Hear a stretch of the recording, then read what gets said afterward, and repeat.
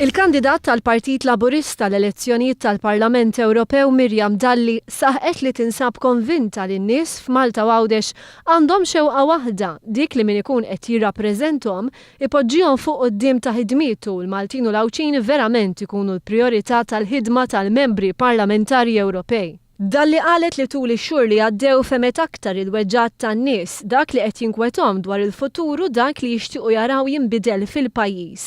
Miriam Dalli komplet tgħid li oqsma differenti għandhom bżonn ħidma differenti u jekk eletta l-Parlament Ewropew se tara li tikkonsulta ma' tmexxija tal-fabbriki biex jiġu evitati regoli li jnaqsu l-kompetittività tagħhom.